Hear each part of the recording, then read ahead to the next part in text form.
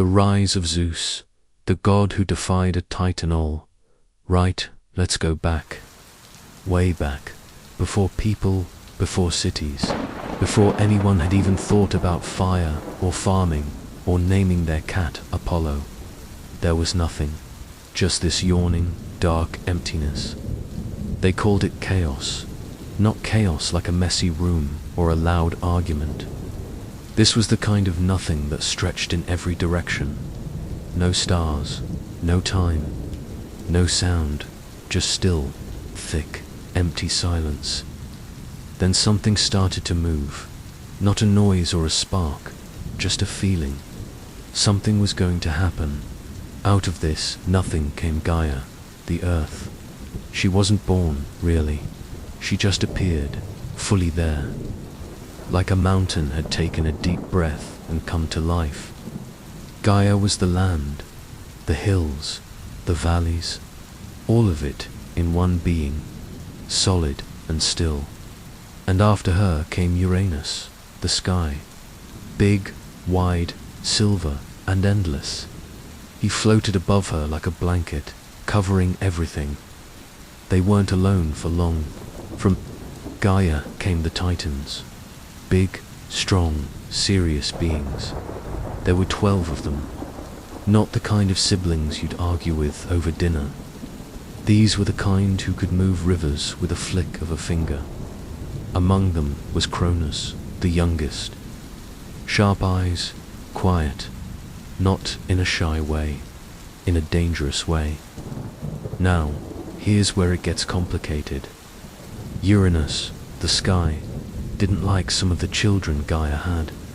They were too wild, so he did something not great. He pushed them deep inside Gaia. That hurt. Not just physically, but emotionally too. Gaia had given life, and her partner was now hiding her kids like they were broken toys. She got angry, and when the earth gets angry, you listen. She asked her children, the Titans, for help. Most looked away, all except Cronus. He didn't flinch, he didn't ask questions. He took the sickle Gaia gave him and waited. The next time Uranus came down, Cronus attacked. And just like that, the sky was split from the earth. Literally, from the blood of Uranus came new beings. The Furies, the giants, and Aphrodite, who was born from the sea foam. It was a wild time. The kind of era where things just kept popping into existence. No warning. Just boom, another god, another monster. Now that Uranus was out of the picture, Cronus was in charge. He had everything, power, control, the throne. But he also had a problem. Before Uranus fell, he whispered a curse. Told Cronus that one of his own children would overthrow him too. That got to Cronus, big time. So when he and his sister Rhea started having kids, he did something awful. Each time a baby was born, Cronus swallowed it whole. Yeah, like full-on. Gulp. No ceremony, no lullaby. Just fear and teeth. Hestia, Demeter, Hera, Hades, Poseidon. All of them swallowed. Rhea was devastated. Her kids gone before they had a chance to open their eyes. When her 6th child was born, she couldn't do it anymore. She came up with a plan. She gave Cronus a rock wrapped in baby blankets. He didn't notice. Just swallowed it like the others. Meanwhile, the real baby Zeus was hidden away in a cave on the island of Crete, while Cronus sat on his throne. Thinking he had dodged the curse, Zeus was growing, raised by nymphs, fed on honey and goat's milk. Guards beat their shields outside the cave so Cronus wouldn't hear his cries. Zeus grew up knowing who he was, what had happened to his brothers and sisters, and most importantly, what he needed to do. Now Zeus wasn't just strong, he was smart, clever like a fox with a map. When he was old enough, he left the cave and went to see his father. But he didn't go in swinging. He used brains before brawn. With help from Metis, a wise goddess who knew her way around potions, Zeus tricked Cronus into drinking something that made him sick. And by sick, I mean really sick. Cronus threw up all 5 of Zeus's siblings, still alive, still powerful. And just like that, Zeus had an army. The original Olympians, they were ready. Cronus, not so much. Asterisk, asterisk, what followed was a war, not a short one. This wasn't some weekend skirmish. This war lasted 10 years. It was called the Titanomachi. Titans on one side, Olympians on the other. The sky cracked, mountains shattered, oceans boiled. The kind of battle that makes the ground remember. At first it was rough. The Titans were older, stronger, and more experienced. But Zeus knew how to tilt the scales. He went down to Tartarus, the darkest pit in the world, and freed the Cyclopes and the Hecatonch. These weren't your average warriors. One group had one blazing eye and could forge thunder. The other had 100 arms. No contest. In return for their freedom, the Cyclopes gave Zeus his signature weapon, the thunderbolt. To Poseidon, they gave the trident. And to Hades, the helmet of invisibility. With those in hand, the tide turned.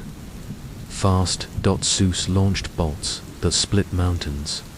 Poseidon shook the oceans. Hades slipped through shadows, unseen. One by one, the Titans fell. Cronus tried to stand his ground, but fate doesn't forget. Zeus struck him down and chained him deep in Tartarus. The war was over.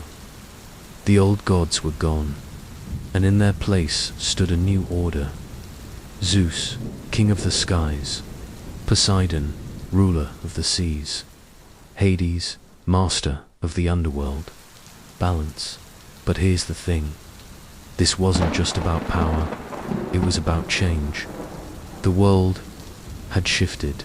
The era of fear and silence gave way to voices, choices, and even mistakes. The gods were flawed. They got jealous. They fell in love. They argued. But they were present, real, and their stories, like this one, still echo in the night. So, when you look up at the sky, and you hear the soft roll of thunder, maybe, just maybe, it's Zeus reminding the world that he's still here. The god who defied a titan, the god who chose courage over comfort, and the god who, just like you, had to grow up, face his fears, and find his place in the world. And maybe that's the part we remember most. Asterisk now. Growing up in that hidden cave on Crete wasn't your usual childhood. Zeus didn't have playgrounds or birthday parties.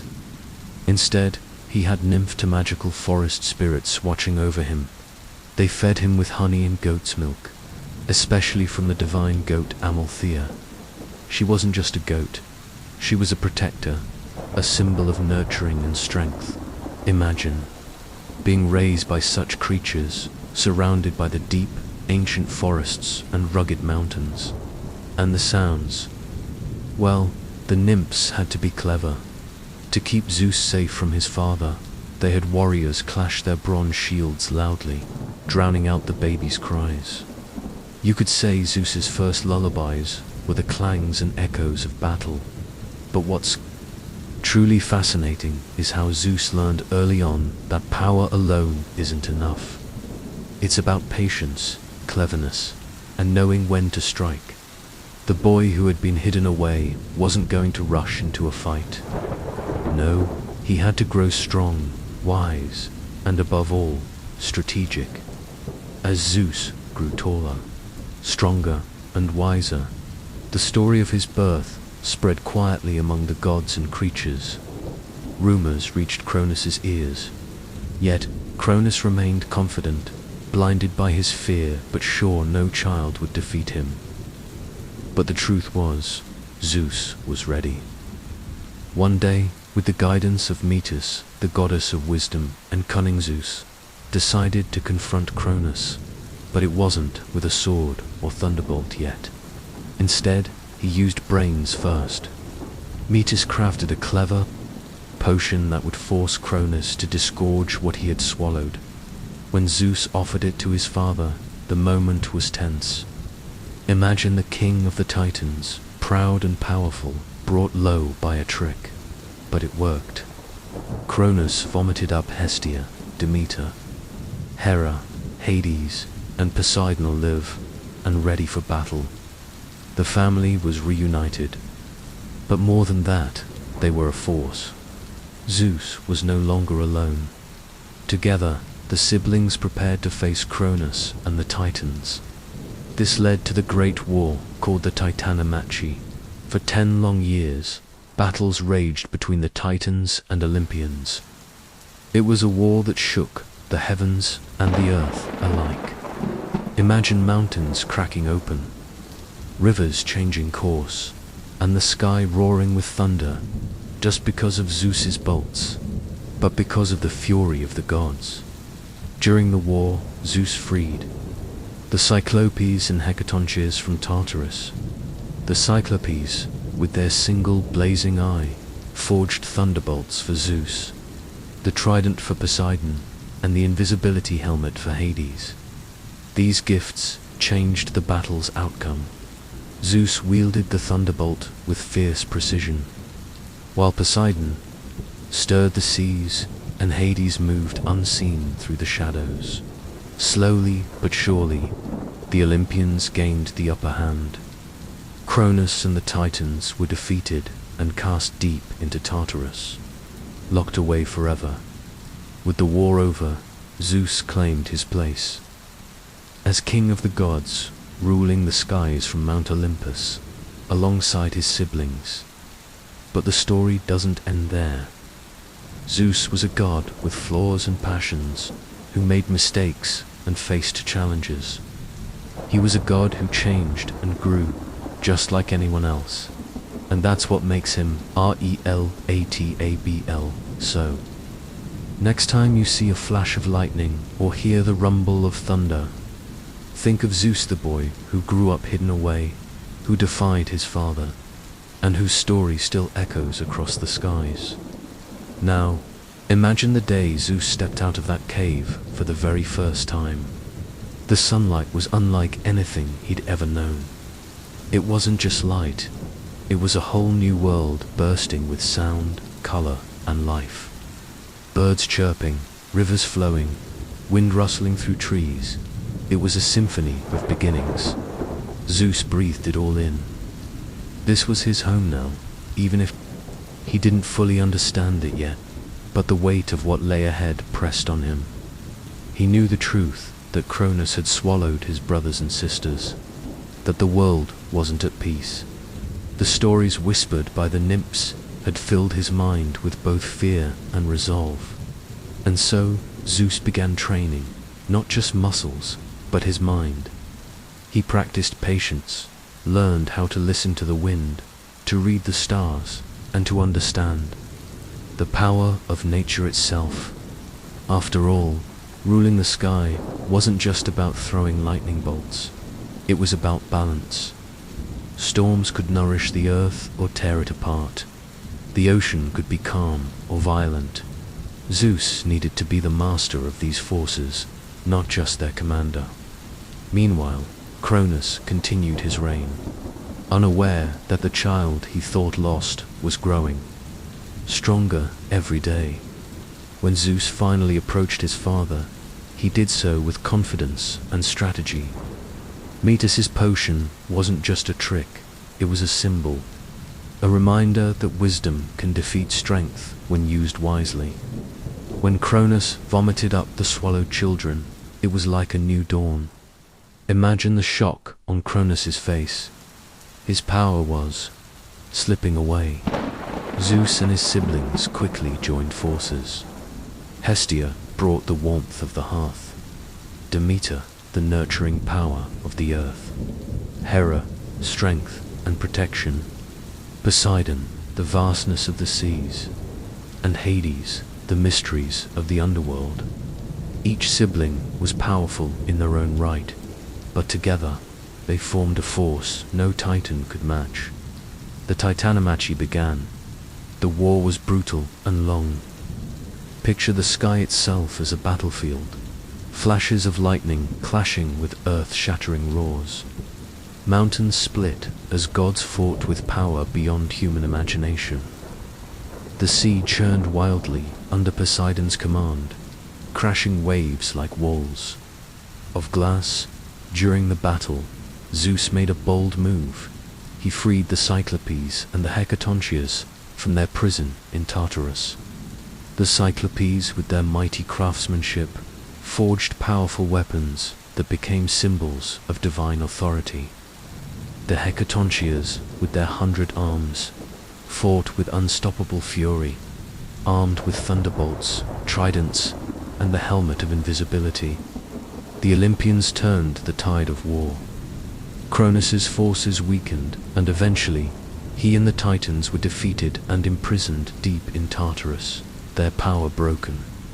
The world was changing. A new era was dawning. Zeus took his place as king of the gods, ruling from Mount Olympus, a place that became both a home and a symbol of order and power. But Zeus's story didn't stop with victory.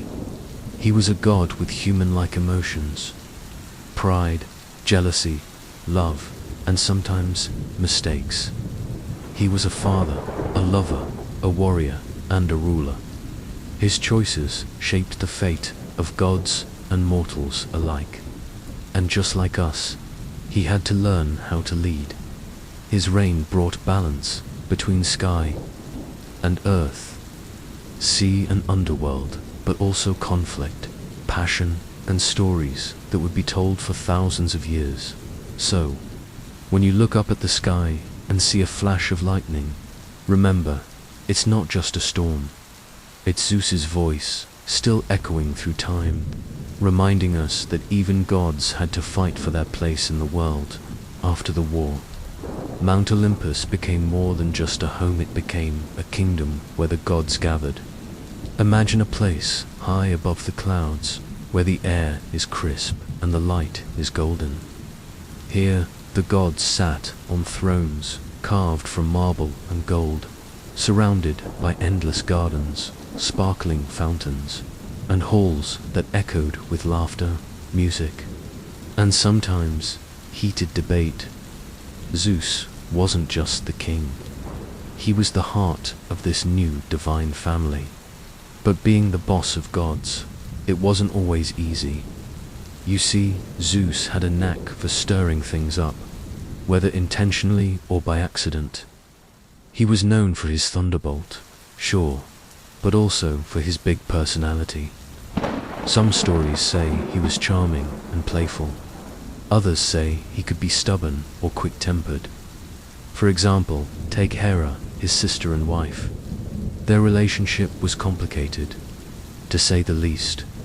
They were powerful together, ruling Olympus side by side. But like many couples, they had their disagreements, jealousies, and moments of tenderness. It makes you wonder if even gods have to work on their relationships, just like we do. Then there was Poseidon, god of the sea. The two brothers had their moments, sometimes allies, sometimes rivals. Poseidon's mood could change like the ocean, itself calm and gentle one moment, fierce and stormy the next. Zeus had to keep an eye on him, balancing power to keep peace. Hades, the ruler of the underworld, was a bit more distant. He didn't spend much time on Olympus, preferring the quiet shadows below. But even he was part of the family, bound by fate and blood now. Zeus's role wasn't just about family drama. He had to keep the world running smoothly. The skies, the weather, the balance between mortals and gods, all under his watch. Mortals, in particular, fascinated him. They were fragile, short-lived, yet full of ambition and creativity. Zeus was both protector and judge of humanity. Sometimes he blessed them with rain and fertile lands. Other times, he sent storms or punishments when they defied the gods. Laws. But Zeus was also known for his many adventures and, well, romances. He had quite a few love stories, some sweet, some complicated, and others that caused quite a stir among the gods and mortals alike. One famous tale is about Europa, a mortal princess whom Zeus admired. To win her over, he transformed into a magnificent white bull, gentle and majestic. When Europa climbed on his back, Zeus swam across the sea to Crete, where she became queen and mother to future heroes. Stories like these remind us that even a god as powerful as Zeus was not above desire, cleverness, and sometimes a bit of mischief. But don't let that fool you. Zeus was also wise and just. He was known to punish arrogance and cruelty, protect the weak, and maintain order among gods and men. One way he did this was through the creation of laws and oaths.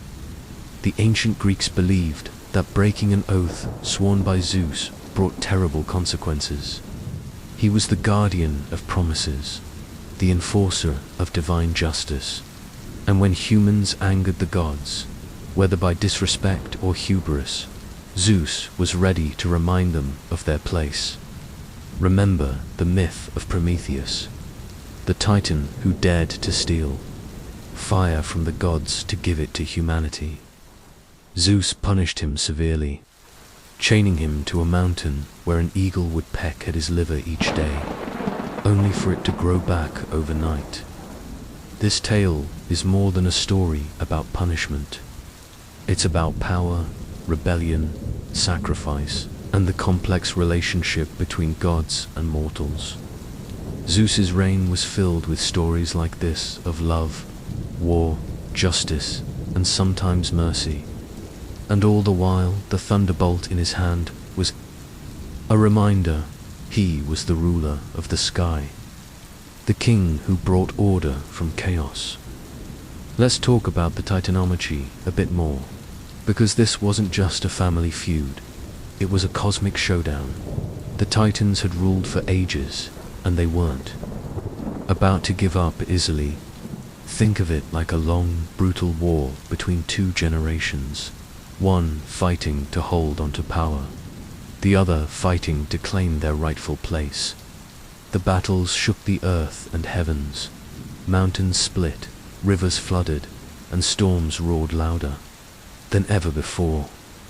Zeus wasn't just hurling thunderbolts randomly. Every strike was a move in a carefully planned war strategy.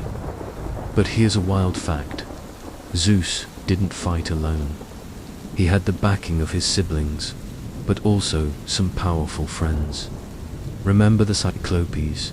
Those one-eyed giants weren't just scary, they were expert blacksmiths. Locked away by Cronus, they owed Zeus a big favor. When freed, they forged weapons of unbelievable power. The thunderbolt for Zeus, the trident for Poseidon, and the helm of invisibility for Hades.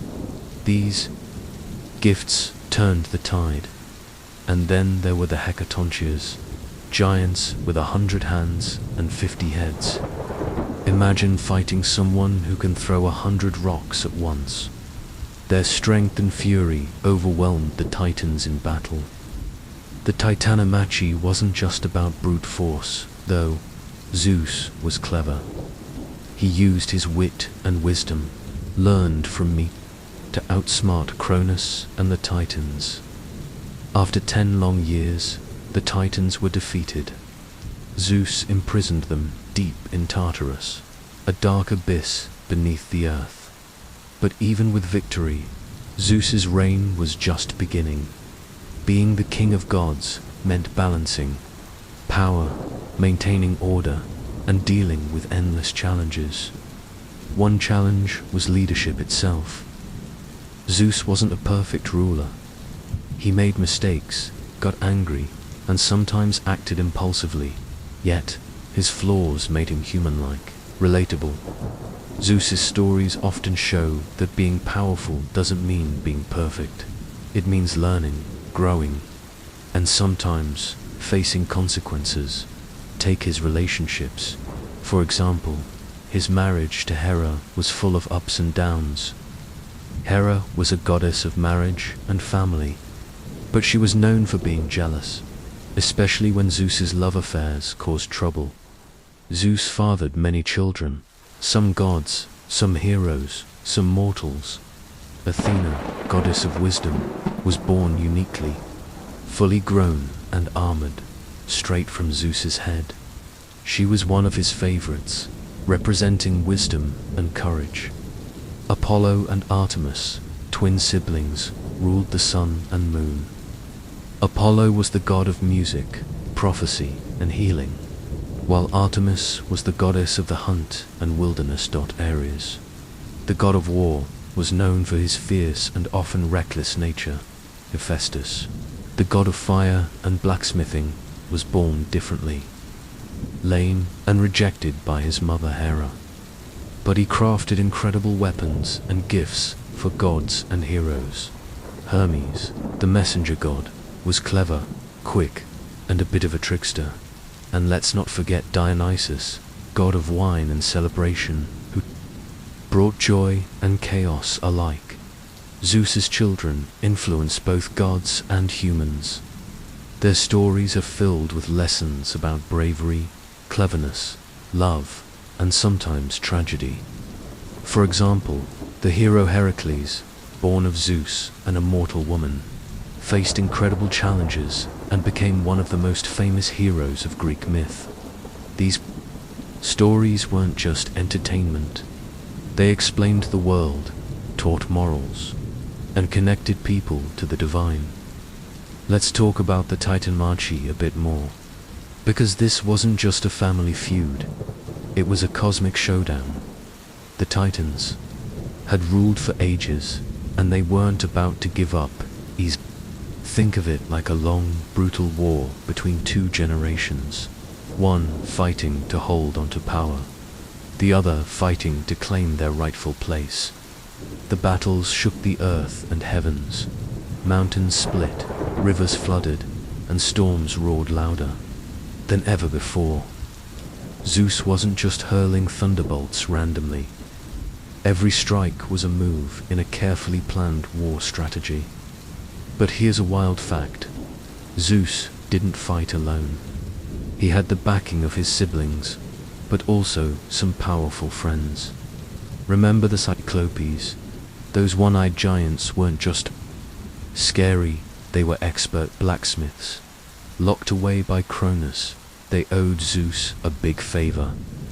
When freed, they forged weapons of unbelievable power. The thunderbolt for Zeus, the trident for Poseidon, and the helm of invisibility for Hades. These gifts turned the tide. And then there were the Hecatoncheires, giants with 100 hands and 50 heads. Imagine fighting someone who can throw 100 rocks at once. Their strength and fury overwhelmed the Titans in battle. The Titanmachi wasn't just about brute force, though. Zeus was clever. He used his wit and wisdom, learned from me, to outsmart Cronus and the Titans. After 10 long years, the Titans were defeated. Zeus imprisoned them deep in Tartarus, a dark abyss beneath the earth. But even with victory, Zeus's reign was just beginning. Being the king of gods meant balancing power, maintaining order, and dealing with endless challenges. One challenge was leadership itself. Zeus wasn't a perfect ruler.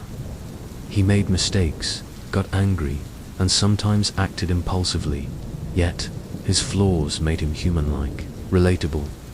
Zeus's stories often show that being powerful doesn't mean being perfect. It means learning, growing, and sometimes facing consequences. Take his relationships. For example, his marriage to Hera was full of ups and downs. Hera was a goddess of marriage and family, but she was known for being jealous, especially when Zeus's love affairs caused trouble. Zeus fathered many children, some gods, some heroes, some mortals.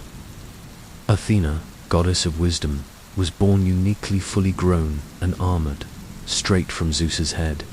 She was one of his favorites, representing wisdom and courage. Apollo and Artemis, twin siblings, ruled the sun and moon. Apollo was the god of music, prophecy, and healing, while Artemis was the goddess of the hunt and wilderness.